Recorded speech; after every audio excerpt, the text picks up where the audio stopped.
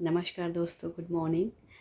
हाँ, अभी good morning ही है क्योंकि अभी 6 बजे हैं और मैं जल्दी से उठ गई। आजकल वैसे भी नींद बहुत कम आती है क्योंकि दिन भर लेटी रहती हूँ।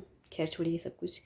तो कल रात को जो हमारे नए प्रेसिडेंट बने, द्रौपदी मुर्मू जी, तो पता है ये बहुत मुझे इतना प्राउड फील हो रहा था अंदर से और बहुत खुशी हुई क्योंकि एक तो व्यूमेन है और दूसरा एक जो ट्राइबल एरिया से वो आती हैं। तो एक ट्राइबल एरिया से हमारी कंट्री के जो ये सर्वोच्च डेजिग्नेशन है वहाँ तक पहुँचना, बिग सैल्यूट। बिग सैल्यूट उनको और हर उस शख्स को जिसने उनको सपोर्ट किया। अभी देखिए, हम आप सब लोग एक लाइन में पढ़ रहे हैं कि ठीक है, द्रौपदी मुर्मू जी राष्ट्रपति बन गई, पर वहाँ तक पहुँचना कितना टफ़ था ये शायद वही जानती हैं क्योंकि उन्होंने बहुत तकलीफ़ें झेली हैं यहाँ तक पहुँचने के लिए।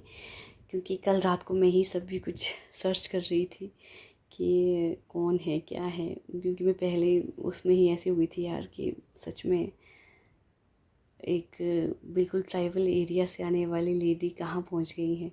और ट्राइबल एरियाज़ का मैं आपको बताऊँ तो ऐसा नहीं है कि बहुत आपको पता ही होगा, पर फिर भी जो मेरे जैसे लोग हैं गांव में रहते हैं, हम अपने काम में बिज़ी होते हैं, हमें नहीं पता कि देश दुनिया में क्या है। तो ट्राइबल एरियाज़ में लाइफ उतनी इजी नहीं होती जैसे हम लोगों की है, काफ़ी टफ़ रहती है। और मुर्मू जी भी झोंपड़ी से हुआ है उनका जो लाइफ का स्टार्टिंग जो है।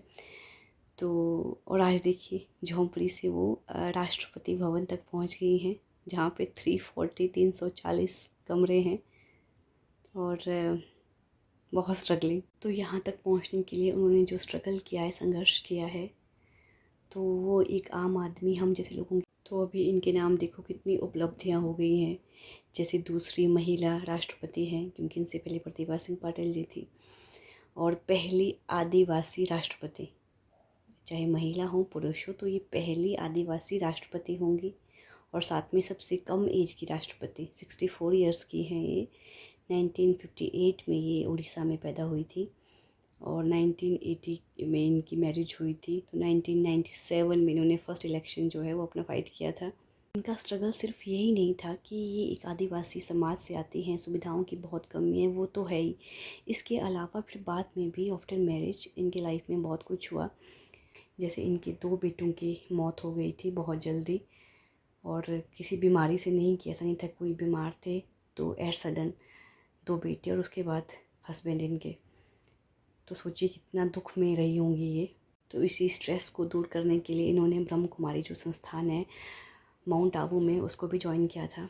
तो सच में बहुत मुश्किल होता है इमोशनली टूट जाना। फिज़िकली रिकवरी फिर भी इजी होती है मेरे हिसाब से, पर मेंटली जब कोई इंसान टूट जाए तो ठीक होने में बहुत वक्त लगता है। हम लोग भी कई बार टूट जाते हैं, बिखर जाते हैं, हम सोचते हैं कि बस दिस इज़ द एंड, अब नहीं हो पाएगा कुछ भी, बस बस अब तो हो गया।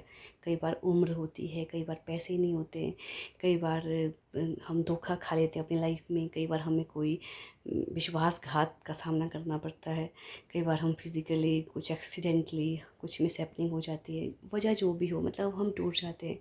तो जो मैं आज ये बोल रही हूँ इससे मेरे ब्लॉग से इससे कोई लेना देना नहीं है कि ना ही कोई कंसर्न है, बट होता है ना कि कुछ चीज़ें फ़ायदे नुकसान से बहुत ऊपर होती हैं।